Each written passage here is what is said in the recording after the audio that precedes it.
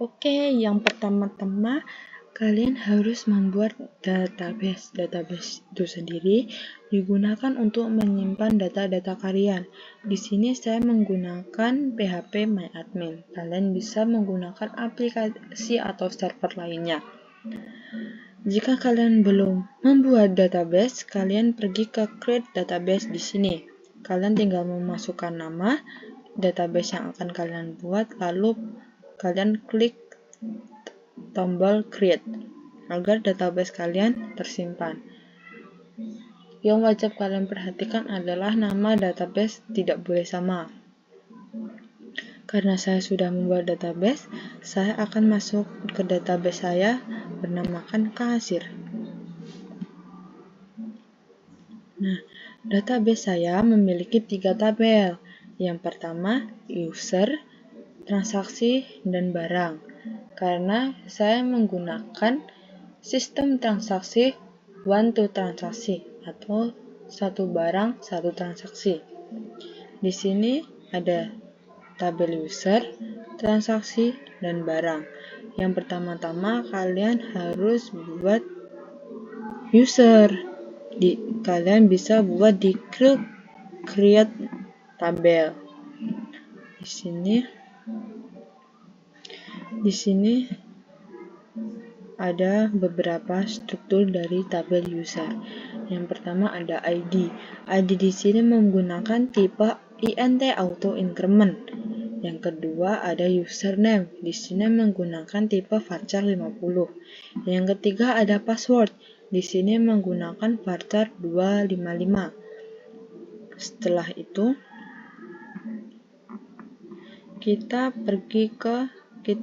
pergi atau kalian yang belum buat, kalian bisa buat tabel barang.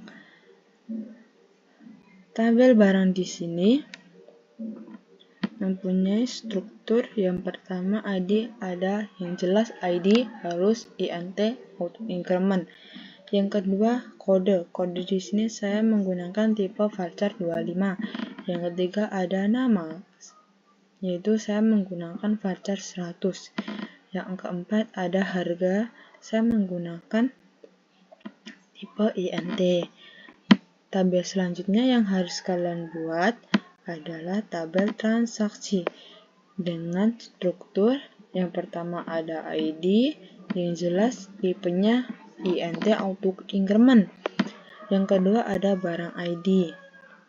Yang ketiga ada jumlah. Yang keempat total. Yang kelima bayar. Yang keenam kembalian. Semuanya menggunakan INT. Tapi tidak auto increment. Yang auto increment hanyalah ID saja. Yang ketujuh kalian membuat tanggal. Tanggal di sini menggunakan tipe timestamp. Jika kalian sudah membuat ketiga tabel ini, kalian pergi ke user. Karena di sini kalian harus membuat username dan password untuk kalian login nanti. Jika kalian tidak membuat file registrasi atau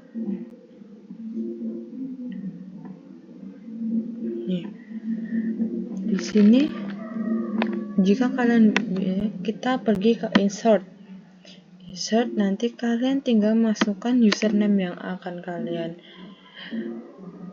gunakan dan password yang akan gunakan.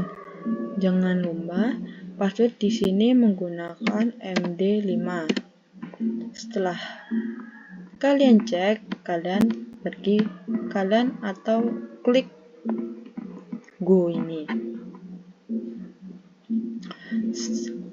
Di sini database sudah selesai. Nanti kita lanjut ke VS Code untuk membuat file-file yang akan kita gunakan.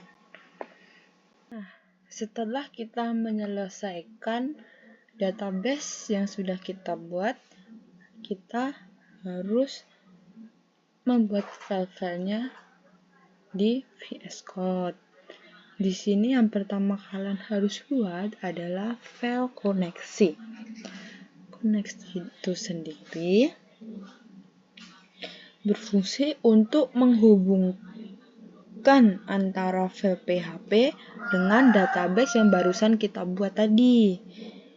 Nah, di sini kalian harus buat ini PHP-nya itu sendiri.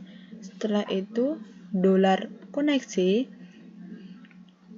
Setelah itu MySQL Connect berfungsi untuk membuka penghubung koneksi ke database kita dengan isi yaitu localhost. Localhost di sini adalah alamat server kita, root, username yang kita gunakan di database tadi. Nah, ini kenapa kosong? Karena jika database kalian tidak berpassword, ini dikosongi. Jika database kalian ada passwordnya, ini nanti diisi dengan password database kalian. Setelah itu di sini adalah nama database kalian tadi. Setelah itu kita lanjut ke file login. Setelah kita membuat koneksi tadi, selanjutnya kita membuat file login. File login di sini ada beberapa kode yang harus kalian buat. Yang pertama, kalian harus menambahkan atau menyebutkan kode PHP ini untuk mengawali membuat file PHP. Setelah itu, kalian harus mengetikkan kode require koneksi.php dan jangan lupa titik komanya. Di sini kode tersebut berfungsi untuk menghubungkan file login ini dengan file koneksi supaya file tersebut bisa terhubung ke dalam database yang sudah kita buat tadi. Selanjutnya, kalian ketikkan kode ini, yaitu if issued $post login. Kode ini berfungsi untuk mengecek apakah form sudah terkirim saat kalian mengklik button login yang ada di bawah biasanya. Setelah itu kita ketikkan $username, $post username dan $password MD5 $password ini. Kode ini berfungsi untuk mengambil data username dan password yang dimasukkan di form. Namun, di password Anda harus menambahkan MD5. Berfungsi untuk data yang Anda masukkan akan diubah sistem menjadi kode rahasia. Selanjutnya, kita tambahkan kode kalian berikutnya adalah $query select bintang from user where username, and password sama dengan password. Kode ini berfungsi untuk membuat perintah untuk mencari dan mengecek data yang Anda masukkan apakah ada di dalam database yang sudah kita cantumkan di koneksi tadi atau database yang sudah kita buat. Selanjutnya kita ketikkan $post jalankan MySQL query koneksi, query ini. Kode ini berfungsi untuk menjalankan perintah query yang kita masukkan ke database melalui koneksi yang sudah kita buat tadi. Koneksi di file yang sudah kita buat tadi. Selanjutnya ada $post jumlah row. Kode ini berfungsi untuk menghitung berapa baris data yang ditemukan dari hasil inputan kita. Setelah itu if jumlah row sama dengan 1. Di sini berguna untuk mengecek data yang kita masukkan. Jika ada satu data yang cocok, artinya username dan password yang kita masukkan bernilai benar. Setelah itu ada session start. Session start digunakan untuk memulai sesi yang menyimpan data sementara user yang sudah berhasil login. Selanjutnya ada $session login ini. Nah, ini digunakan untuk membuat tanda bahwa user sudah berhasil login dan akan diarahkan ke dalam home.php menggunakan header location ini. Header location berguna untuk mengalihkan ke halaman berikutnya. Jika data yang kita masukkan salah atau bernilai else, sistem akan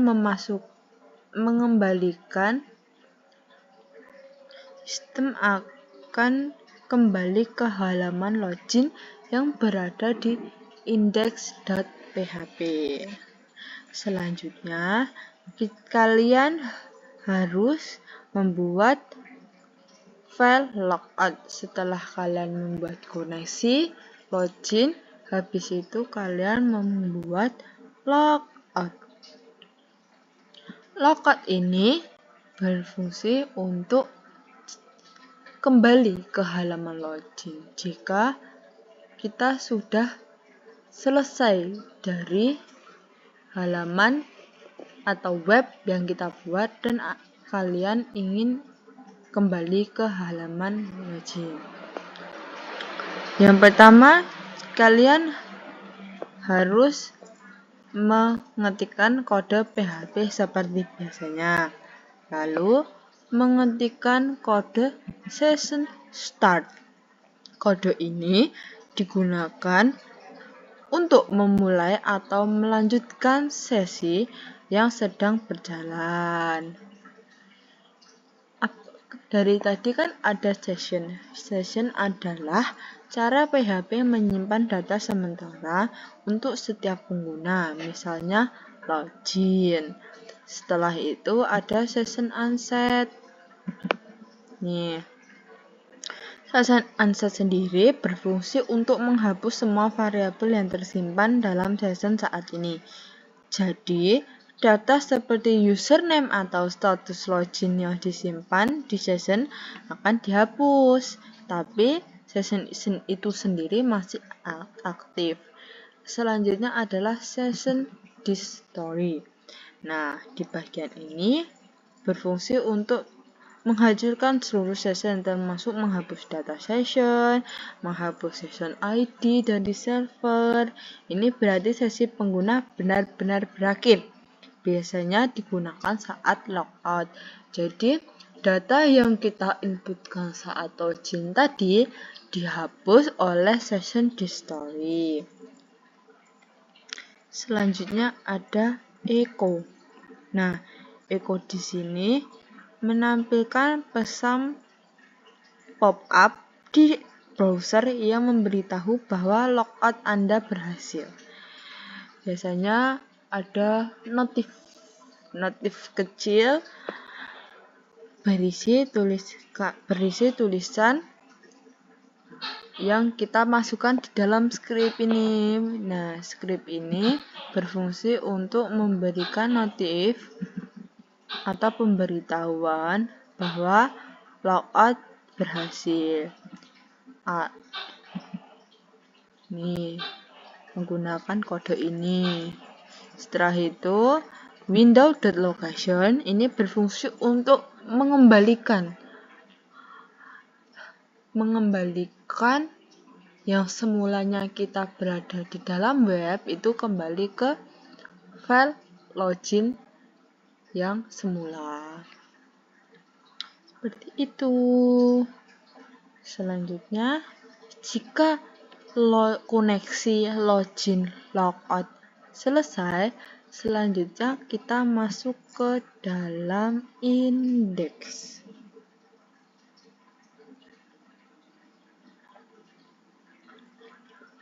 Di dalam indeks kita hanya merubah sedikit, yaitu menambahkan name login.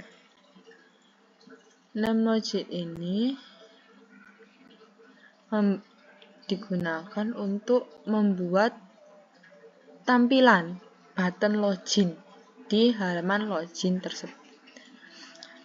Berarti kita sudah membuat 4 file, yaitu koneksi,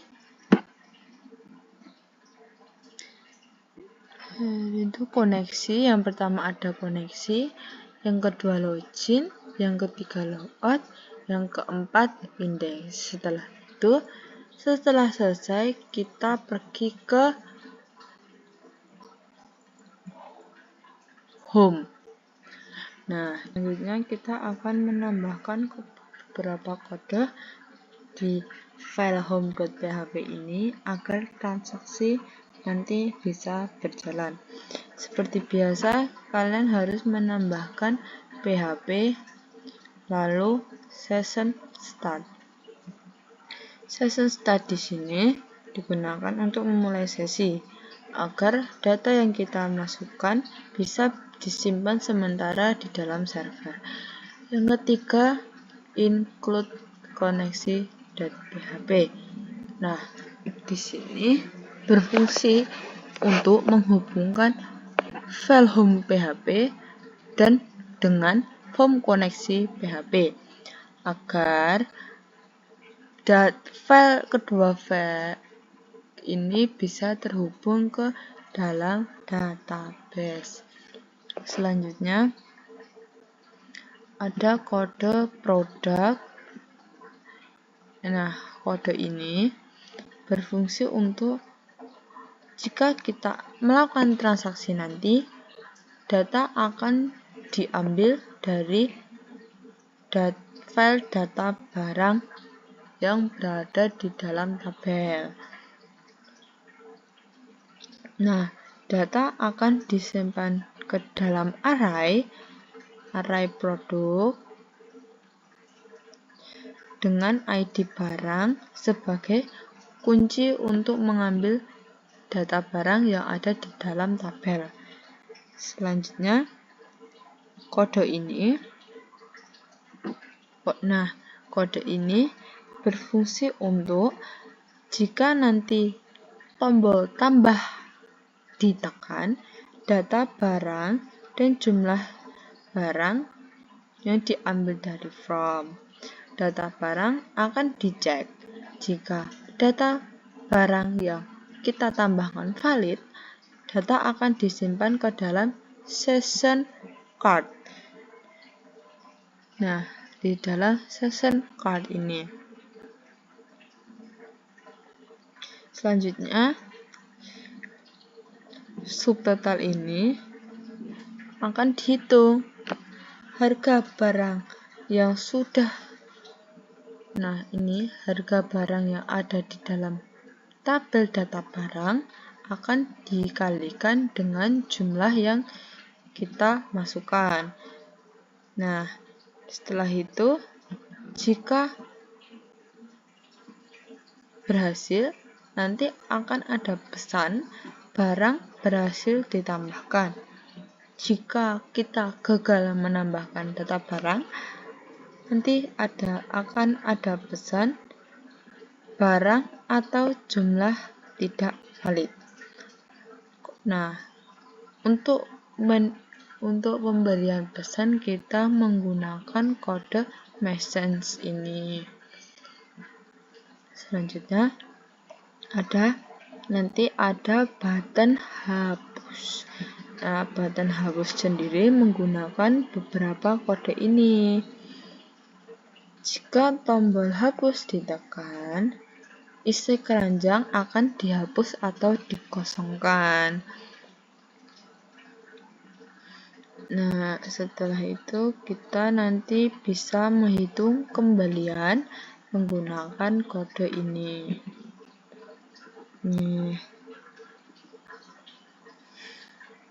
Nah, nanti akan ada button hitung kembalian.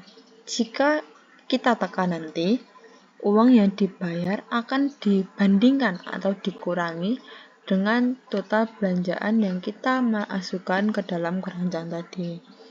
Jika uang kurang, akan muncul pesan error. Nah, jika uang yang kita bayarkan cukup, kembalian akan dihitung dan ditampilkan. Nah, nanti ada pesannya menggunakan message lagi. Jika uangnya kurang, pesan yang akan diterima adalah uang dibayar kurang dari total belanja. Jika uang mencukupi, nanti uang yang dibayar akan dikurangi dengan total belanja. Lalu akan ada pesan kembalian sejumlah berapa. Selanjutnya ada kode untuk menyimpan transaksi. Nah, menyimpan transaksi. Kode ini digunakan untuk menyimpan transaksi yang kita buat tadi. Dan jika keranjang kosong, nanti akan ada pesan keranjang kosong, tidak ada transaksi yang disimpan. Setelah itu, jika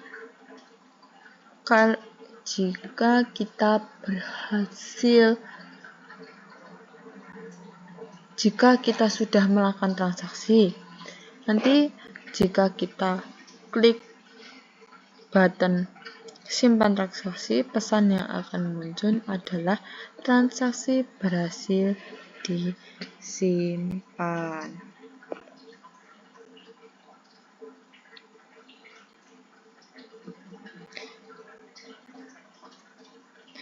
Namun, kode yang saya tulis ini belum menyimpan transaksi ke database, hanya melakukan simulasinya saja. Setelah itu kita langsung pergi ke HTML. Nah, HTML ini sudah menggunakan Bootstrap ya, untuk tampilan agar menjadi lebih rapi dan responsif. Di sini ada beberapa navbar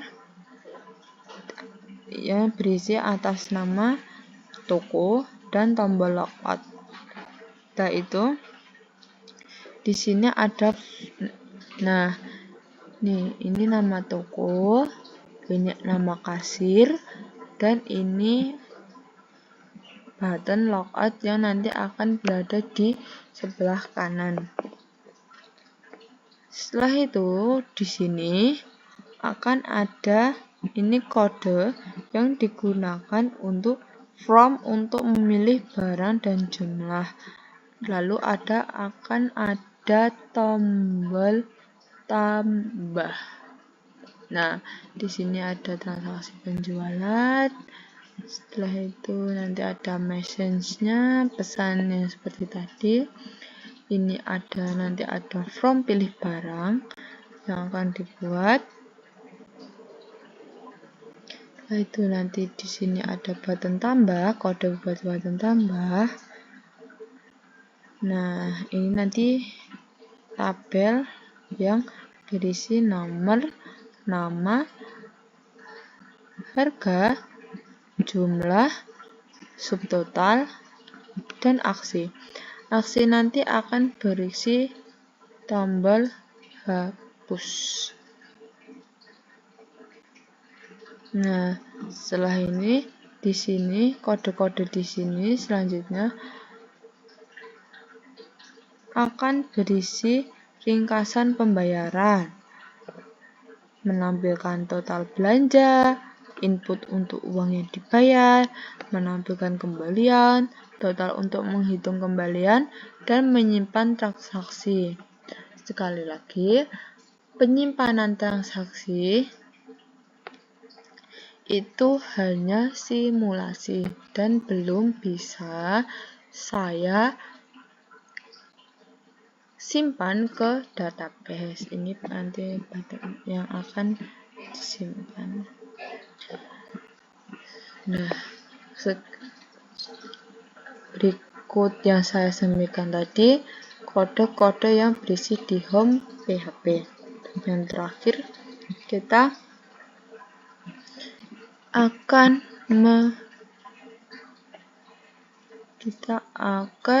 menambahkan kode-kode barang.php ini supaya kita bisa mengetahui barang apa saja yang ada di dalam toko. Yang pertama, seperti biasa kita tambahkan PHP di sini. Jangan lupa mengetikkan kode include koneksi.php untuk menghubungkan file barang.php ini dengan file koneksi agar bisa terhubung ke dalam database. Nah, di sini ada selanjutnya ini ada kode if iset $simpan, $kode, $nama, $harga, dan $query ini. Nah, di sini berfungsi untuk menjalankan tombol simpan agar saat tombol simpan kita tekan, if iset simpan ini dari data from kode, nama, harga akan diambil. Data tersebut akan dimasukkan ke dalam tabel barang. Nih, tabel barang. Setelah itu, di dalam kode ini menggunakan kode atau perintah SQL insert untuk menghubungkan atau menyimpan data yang dimasukkan ke dalam database agar bisa terhubung ke database. Nah, jika kode atau